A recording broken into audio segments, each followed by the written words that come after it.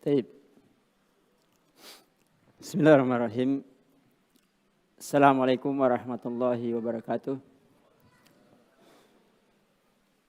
Alhamdulillahirabbil alamin wa bihi nasta'inu ala umurid dunya waddin. Asyhadu an la ilaha illallah wahdahu la syarikalah wa asyhadu anna nabiyyana Muhammadan sallallahu alaihi wa ala alihi wasallam. Ya ayyuhalladzina amanu taqullaha haqqa tuqatih wa la tamutunna illa wa antum muslimun. Amma ba'd, fa inna khairal kalami kalamullah, khairal huda huda nabiyyina Muhammad alaihi salatu wassalam, wa syarrul umuri muhdatsatuha, fa inna kulla muhdatsatin bid'ah wa kulla bid'atin dhalalah wa kulla dhalalatin finnar. Ikhwan dan akhwat sekalian, kita lanjutkan pelajaran kita dalam kitab atau risalah Salasata Usul. Pada pertemuan yang lalu kita sudah sampai pada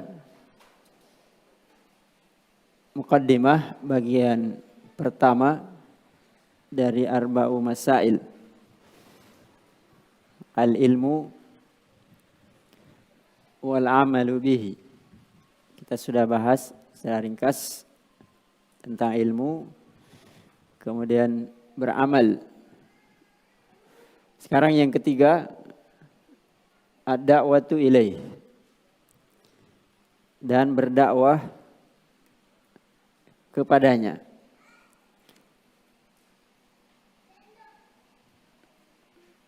Seorang muslim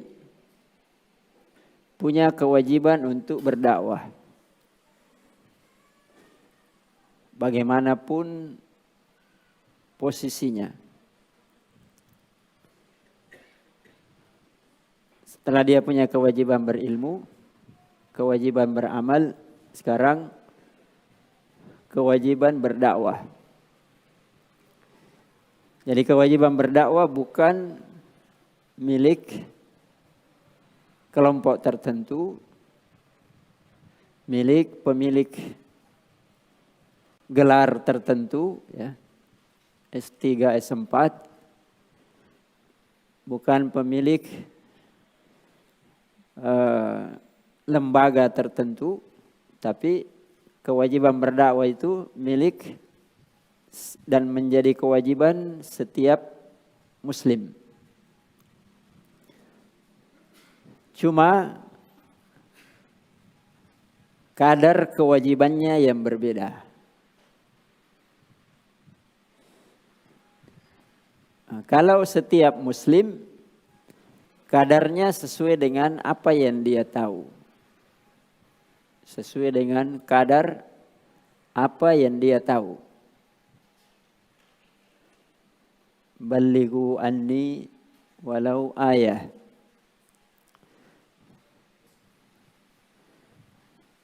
Jadi kalau dia tahu akidah yang sahihah, maka dia wajib berdakwah dengannya. Tahu salat yang sahihah, dia wajib berdakwah kepadanya, kepada salat tersebut yang benar, sesuai dengan kadar ilmunya. Adapun yang lebih daripada itu memang tugasnya orang yang juga punya kadar lebih daripada itu. Misalnya untuk berfatwa, itu hanya miliknya ulama. Yang mengajar, dia harus punya kadar ilmu lebih. Dia pernah belajar lebih daripada yang lain. Diakui bahwa dia bisa mengajar. Atau lembaga fatwa, memang tugasnya berfatwa. Nah, itu kadar lebih. Dan itu bukan milik setiap muslim. Bukan kewajiban setiap muslim, tapi kewajiban yang memang memiliki kadar ilmu lebih daripada yang lainnya atau punya keahlian khusus memang untuk berdakwah sesuai dengan kadar ilmu tersebut. Yang dipahami ya. supaya dibedakan. Jadi kewajiban setiap muslim berdakwah, kapanpun, dimanapun, siapapun dia. Tetapi untuk yang lebih daripada itu, ya yang mempunyai juga kadar ilmu atau tugas kewajiban yang lebih daripada itu. Nah, itu kadarnya yang wajib diketahui. Jangan sampai karena setiap muslim punya kewajiban berdakwah, ya maka dia mau berdakwah juga sesuai dengan yang dia lihat orang lain berdakwah. Nah, itu tidak boleh. Ya, sesuai dengan kadar yang dia miliki saja. Dan dakwah itu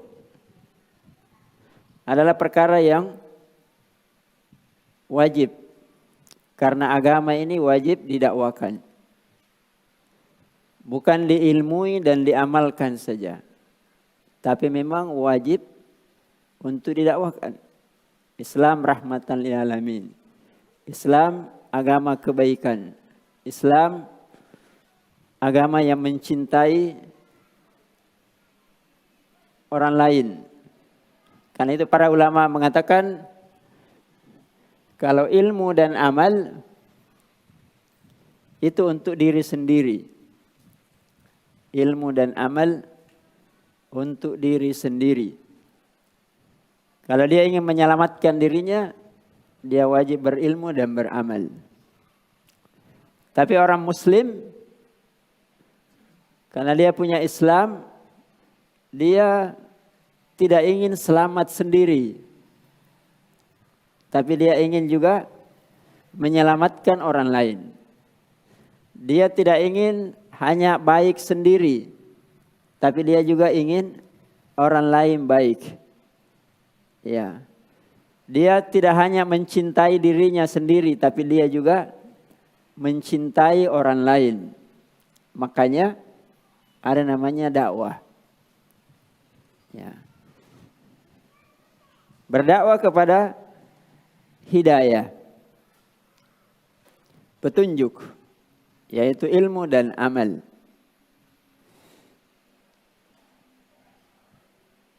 Karena itu orang senang kalau diberi hadiah, ya. Semua orang senang diberi hadiah. Apalagi kalau tidak diminta, dikasih hadiah. Nah. Hadiah lambang kecintaan. Kalau kita senang cinta sama istri, kasih hadiah. Jangan nanti moro-moro baru kasih belikan baju. Jangan nanti merengek-rengek baru ke pasar. Tapi kalau memang dia betul cintanya, tanpa diminta pun dia kasih. Apalagi kalau baru bepergian. Namanya oleh-oleh hadiah. Ya maka orang berdakwah supaya orang mendapatkan hidayah. Ya mirip kan? Hadiah, hidayah. Akar katanya sama.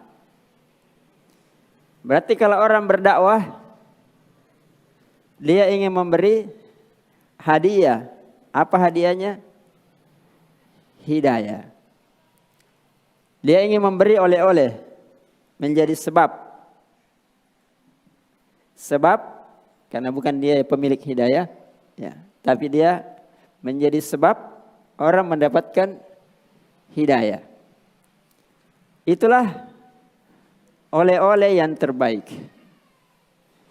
Tidak ada oleh-oleh hadiah yang terbaik, lambang kecintaan kepada manusia, melebihi menjadi sebab orang mendapatkan hidayah. Maka seseorang ketika berdakwah, tadi kalau dia punya ilmu, kemudian beramal, dia ingin memberikan hidayah hadiah yang terbaik. Hadiah. Semakin kita cinta kepada seseorang, biasanya hadiahnya semakin bagus. Kalau kita beragama, kita ingin memberikan hadiah, hidayah yang terbagus. Ya, makanya orang yang berdakwah harus membungkus hadiah itu dengan bungkusan yang paling bagus. Coba kalau kita beri seseorang atau lihat seseorang yang beri hadiah istimewa. Kalau dia belikan misalnya permata, ya permata, maka tentu bungkusnya sesuai dengan kadar permatanya ya. Tidak mungkin orang kasih hadiah permata bungkusnya sama dengan kado biasa. Hah? Iya kan? Yang paling bagus. Nah sekarang kalau orang paham dakwah itu hadiah yang terbagus, maka dia harus bungkus dengan bungkusan yang paling indah, yang mampu dia berikan kepada orang yang dia dakwai. Makanya ulama yang memberikan beberapa petunjuk kalau ingin berdakwah. Hendaknya dakwah itu dibungkus dengan yang pertama lillah, keikhlasan. Semakin cinta kita kepada seseorang, dibangun dari kecintaan kepada Allah, maka dakwah itu semakin ikhlas. Kita ingin mendakwai orang, orang tahu akidah yang sahihah, tahu ibadah yang baik, harus dibangun di atas keikhlasan. Ud'u ilallah. Ya. Ud'u ilallah. Ala basiratin. Ini sudah sering dengar ya. Ana wa manittabani.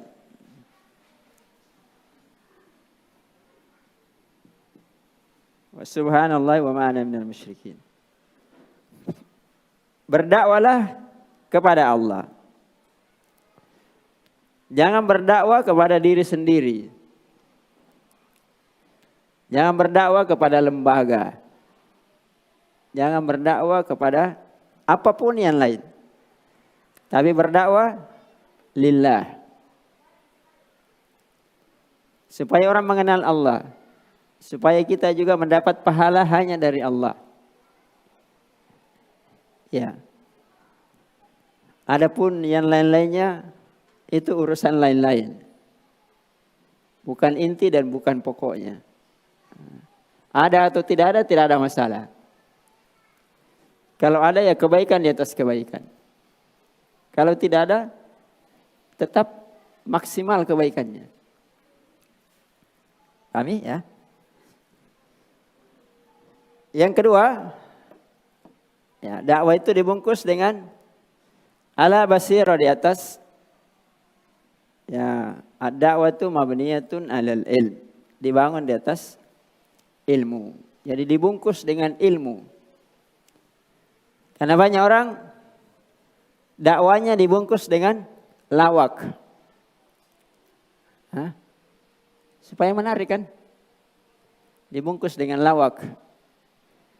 Dibungkus dengan musik. Dibungkus dengan apa bungkusan yang lain? Macam-macam ya. Itu kan untuk menarik. Ada yang bungkus dengan hadiah-hadiah yang lain. Atau macam-macam. Tapi kalau dia tahu, ini pokok ya, yang harus dipaham oleh semua muslim, dia bungkus dengan ilmu. Makanya ilmu itu tidak pernah usang. Tidak pernah usang. Kalau orang bungkus dengan lawak, ya kalau sepanjang dia masih bisa berlawak diterima. Tapi kalau sudah tidak bisa berlawak atau ada lagi yang lawaknya lebih menarik, ditinggal. Nah. Tapi kalau dibungkus dengan ilmu tidak. Itu juga dari dahulu. Orang bosan tidak bosan, tidak ada masalah. Orang terima atau tidak terima, tidak ada masalah. Karena yang disampaikan adalah ilmu. Kadang hari ini dia tolak, besok dia baca, oh cocok yang disampaikan dulu Ustadz Fulan atau Syekh Fulan. Ini ternyata ilmunya. Makanya ini yang tidak hilang. Karena Allah menjaga agamanya. Dengan menjaga ilmu agamanya. Ya, bukan dijaga lawaknya, bukan dijaga lembaganya, lembaga itu bisa hilang. Dan menjaga dakwah, ya menjaga ilmu. Makanya keliru orang ketika menganggap bahwa orang yang mengajar itu duduk di majelis, membaca hadis Nabi, tafsir Al-Quran atau sebagainya, itu tidak berkembang, tidak mendukung perkembangan agama, tidak. Justru itulah yang mempertahankan agama. Karena itu adalah intinya agama. Justru kalau ini yang hilang, ya walaupun Allah jaga, bisa hilang dari kita, bisa hilang dari negeri ini, tapi di negeri lain tidak. Udah ya? Jadi itu bungkusnya ya secara ringkas. Harus dibangun di atas ilmu. Kemudian yang ketiga,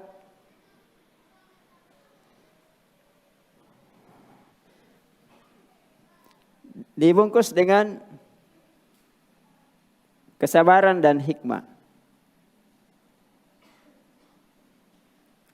Nanti kita bahas sabarnya, keempat.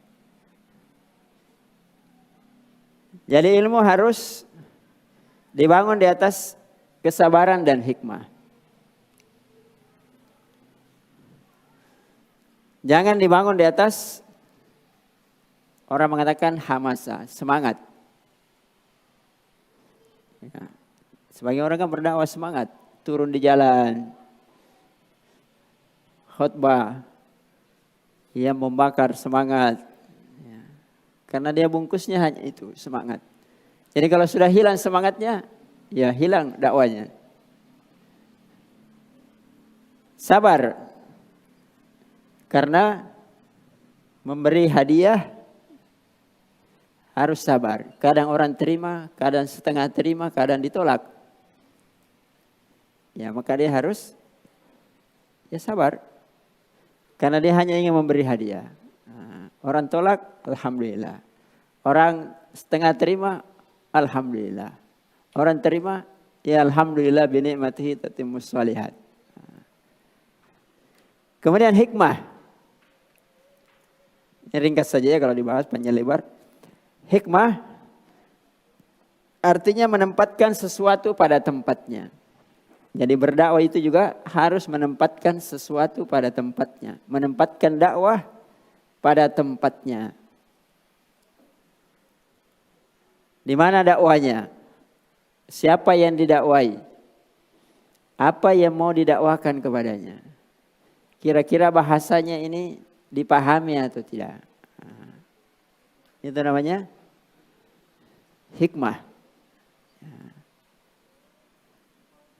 Jadi berdakwah kepada manusia dibungkus dengan hikmah. Ada orang atau sebagian manusia berdakwah karena saking hikmahnya dia melanggar ilmunya. Yang bid'ah dikatakan tidak apa-apa. Karena terlalu hikmah. Jadi hikmah itu tidak identik dengan bermudah-mudahan. Lembut tapi tegas. Lembut tapi jelas. Bukan kasar, bukan anarkis, tapi jelas dan tegas. Tapi disampaikan dengan ar-rifqu wal-lin, lembut dan penuh kasih sayang. Kita jangan bahas terlalu panjang ya, nanti tidak selesai. Yang keempat, halul madu. Halul atau madu'uwin. Memperhatikan ya, membungkus dakwah itu dengan memperhatikan keadaan orang yang didakwai. Orangnya dia pejabat atau bukan, penguasa atau rakyat biasa, orang kaya atau orang miskin, dia punya ilmu sebelumnya atau jahil, ya, atau ya bagaimana keadaannya, dia negerinya bagaimana, kampungnya bagaimana, itu semua harus diperhatikan supaya dakwah itu dibungkus sesuai dengan keadaannya. Ya. Jelas sampai sini ya. Jadi ini kewajiban. Kewajiban setiap muslim berdakwah sesuai dengan ilmu dan amal yang dia tahu. Tapi harus dibungkus, harus ikhlas.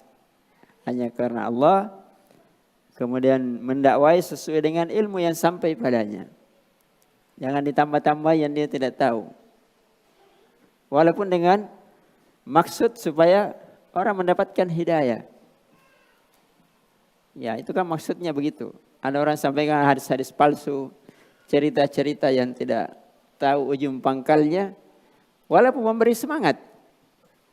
Ya, tapi itu tidak bagus untuk berdakwah. Karena suatu saat ketahuan tidak benar, dan pasti akan ketahuan. Cepat atau lambat pasti akan ketahuan.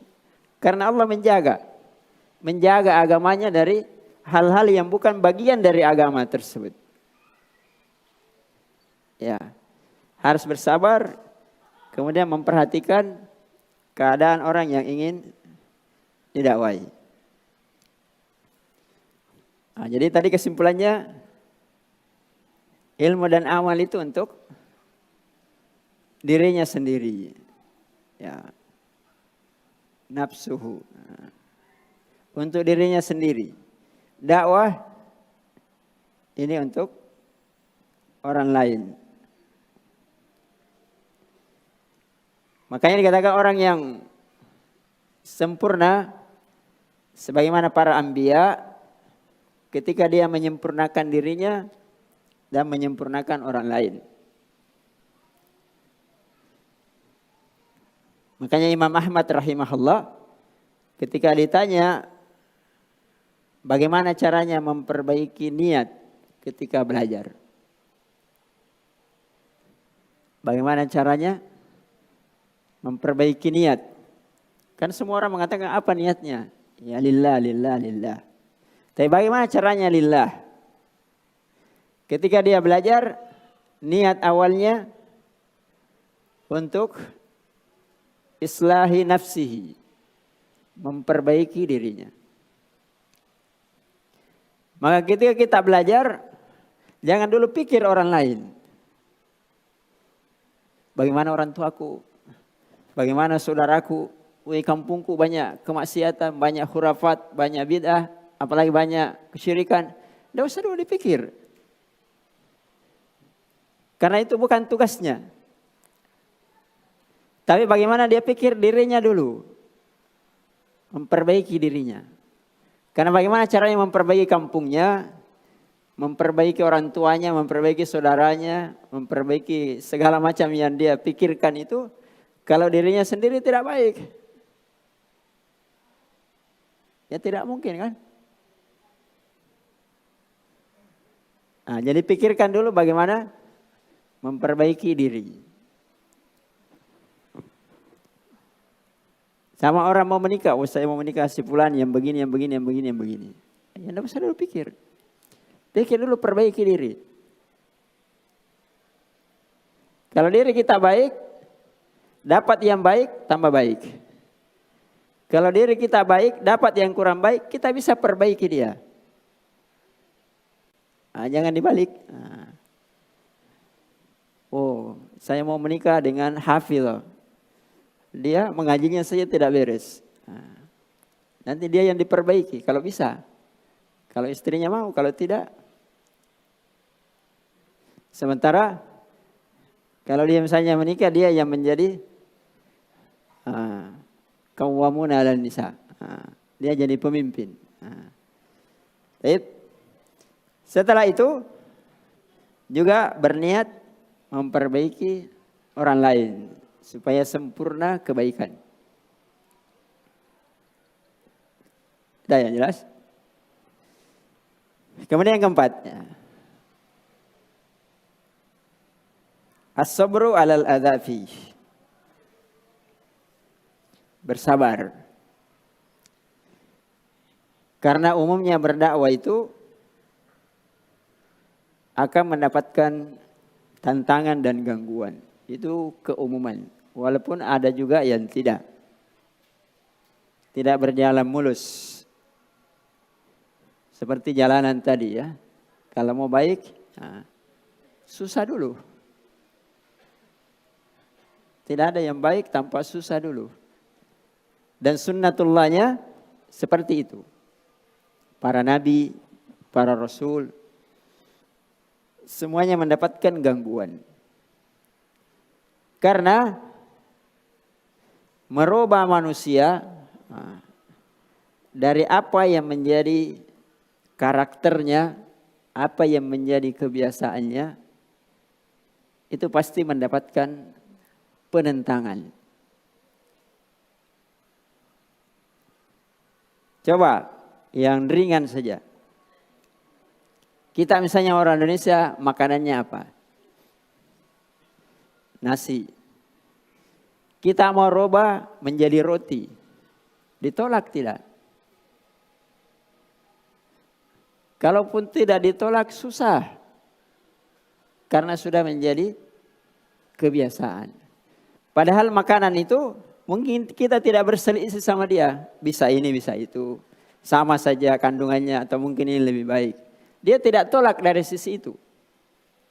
Tapi merubah dari karakternya, kebiasaannya, adat yang sering dia lakukan, itu susah.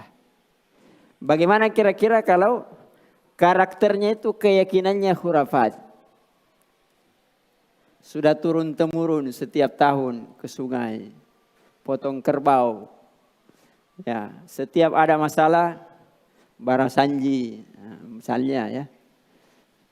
Biar mesinnya rusak, barasanji dulu. Sudah menjadi karakternya. Jadi kalau kita dakwai pasti ini pertentangan keyakinan. Lebih bertentangan daripada roti dengan nasi, iya. Pasti penentangannya keras karena ini menyangkut keyakinan. Ya, keyakinan itu orang biasa mempertahankan mati-matian. Kalau suruh makan roti tidak ya.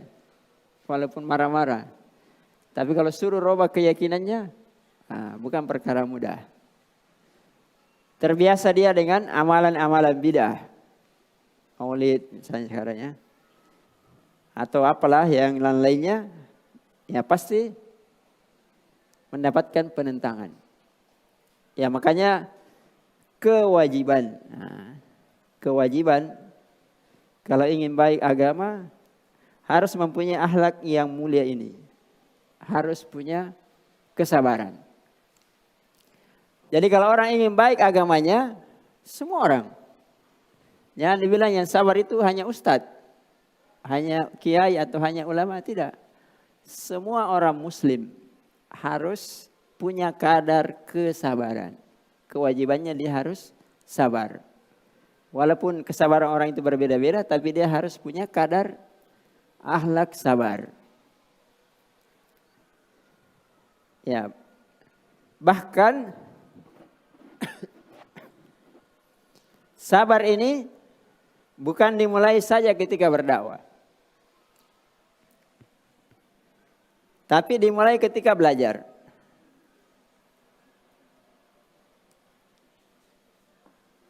Kalau tidak sabar belajar, tidak bisa. Tidak bisa tahu tentang ilmu. Karena itu seandainya semua orang sabar belajar ilmu sudah jadi ustadz semua. Tapi karena banyak yang tidak sabar, ya maka dia tidak dapat ilmu. Ya jadi minimal ya kita punya kadar kesabaran. Sabar dalam belajar.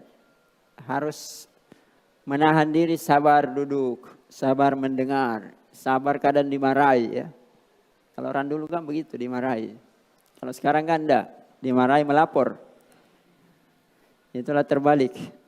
Anak santri, apalagi kalau dipukul, wah, gurunya bisa masuk penjara.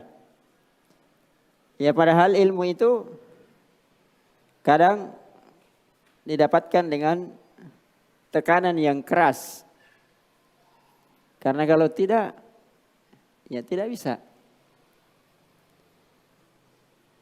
Karena jiwa itu, kata para ulama, an-nafsu kat-tifl. Jiwa itu seperti anak-anak.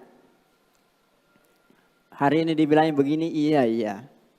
Pulang keluar dari majelis, lain lagi yang dia kerjakan, kan begitu. Hah? Kalau di majelis ilmu kan orang baik-baik semua ya. Baik sama istrinya, tapi pulang marah lagi. Pulang tidak dibelikan lagi hadiah. Dan seterusnya. Jadi jiwa itu harus dididik seperti anak-anak. Hari ini belum bisa, besok diingatkan lagi. Hari ini belum bisa, besok diingatkan lagi. Sampai dia bisa.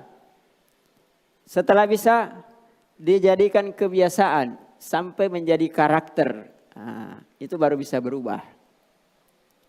Makanya ilmu itu seperti pelajaran ini harus selalu diulang-ulang. Sudah? Kemudian bersabar juga setelah punya ilmu beramal. Karena kalau orang tidak sabar dalam beramal, dia tidak akan kerjakan. Mau sholat harus sabar. Ya, kalau dia orang muslim kan tahu kewajiban sholat. Tapi dia tidak bisa menyabarkan dirinya untuk mengerjakan sholat tersebut. Puasa apalagi. Banyak orang rajin berolahraga, bagus badannya. Napasnya panjang. Iya kan? Tapi kalau disuruh puasa, langsung mati kutu. Tidak bisa. Karena tidak sabar. Kemudian dalam amal itu ada kesabaran yang lebih penting. Kata para ulama, beramal itu sabarnya 3. Sebelum, ketika mengerjakan, dan sesudahnya. Sebelum beramal, orang harus sabar. Apa sabarnya sebelum beramal? Dia harus sabar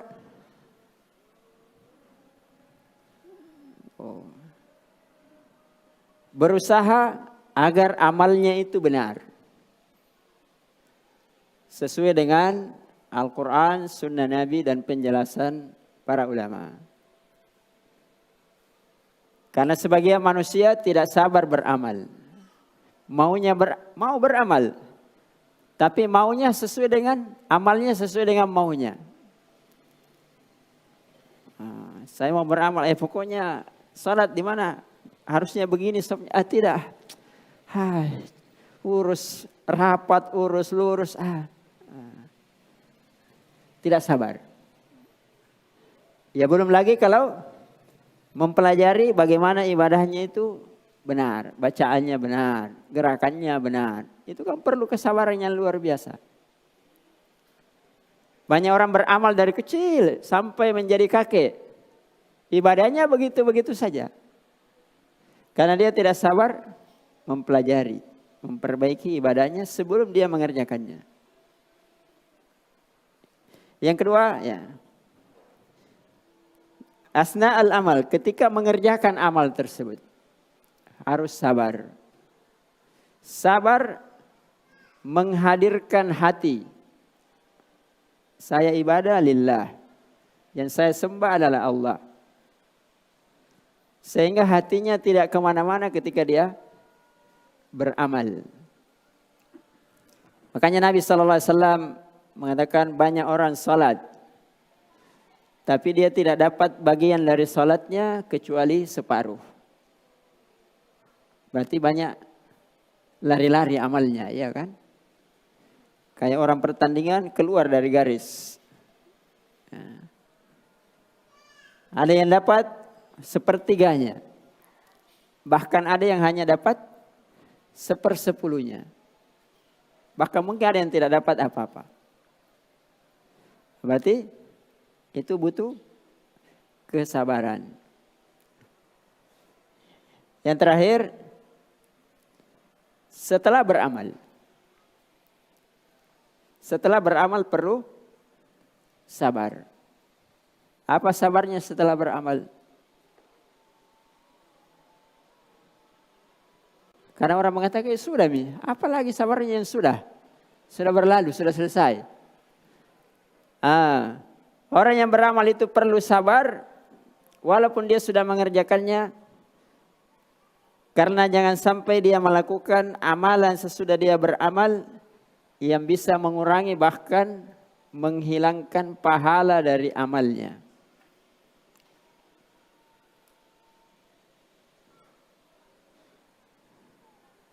Ya ayyuhalladzina amanu la tubtilu shadaqatikum bil manni wal adha. Wahai orang yang beriman, janganlah kalian membatalkan sedekah kalian. Dia sudah bersedekah, selesai beramal kan? Tapi dia batalkan bil manni wal adha. Man selalu mengingat, seandainya saya tidak menyumbang, saya bisa beli laptop. Seandainya saya tidak begini, jadi begini. Dia angan-angan kembali kebaikan itu. Bisa membatalkan amalnya. Wal adha atau mengganggu yang sudah diberi sedekah. Kau patotuai sudah saya kasih. Setiap hari saya lihat. Begini-begini. Itu bisa membatalkan amalan. Atau mengerjakan kejelekan-kejelekan yang mengurangi nilai dari amalnya. Berarti perlu sabar. Kemudian sabar juga sesudah beramal, dan ini penyakit jiwa, yang perlu diobati dan sangat susah untuk diobati. Tapi bisa kalau kita memohon pertolongan kepada Allah.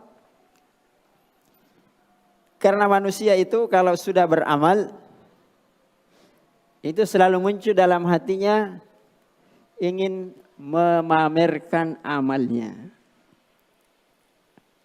Amal dipamer kapan? Sebelum atau setelah? Setelah beramal. Ya maka harus sabar untuk tidak memamerkan amalan. Kecuali memang syariatnya perlu dipamerkan. Misalnya salat berjamaah. Tidak bisa kita sembunyikan saya berjamaah di rumah bagi laki-laki. Kenapa? Syariatnya di mana? Di masjid. Apalagi kalau pergi haji. Tidak mungkin dia sembunyi. Saya sudah haji tahun lalu, tapi tidak ada yang lihat. Tidak mungkin kan? Tapi amal-amal yang lain lebih terjaga itu amal kalau disembunyikan. Ya makanya para ulama mengatakan sebagaimana kamu selalu berusaha menyembunyikan kejelekanmu, maka berusaha pula lah menyembunyikan amal-amalmu. Man samma'a sama Allahu. Man ra'a Allah. Kan itu kita dilarang ria, dilarang sum'ah. Itu diperdengarkan atau diperlihatkan. Kenapa? Karena itu bisa mengurangi bahkan bisa menghilangkan pahala dari amal. Ya. Makanya bersabar Itu juga ketika beramal. Bukan ketika berdakwah saja. Ya. Maka 3 hal ini, ilmu, amal, kemudian berdakwah, itu nanti berjalan dengan baik kalau ada kesabaran padanya. Karena semuanya ada gangguannya. Baik dari diri sendiri maupun dari orang lain. Baik dari dalam maupun dari luar. Ya. Maka perlu ekstra sabar. Ya. Jadi menyempurnakan diri perlu sabar. Ingin juga menyempurnakan orang lain perlu sabar. Makanya Nabi SAW mengatakan, ma'uti ahadun, ya, tidaklah seseorang itu diberi ata'an pemberian khairan wa awsa'a minas sabar. Lebih baik, lebih luas, lebih lapang daripada kesabaran. Ya. Fasbir kama sabara ulul azmi minar rusul. Nah, bersabarlah. Karena para penghulu Rasul, bukan lagi penghulu KUA ya. Penghulu Rasul. Ya. Rasul yang paling utama itu diperintah oleh Allah untuk bersabar.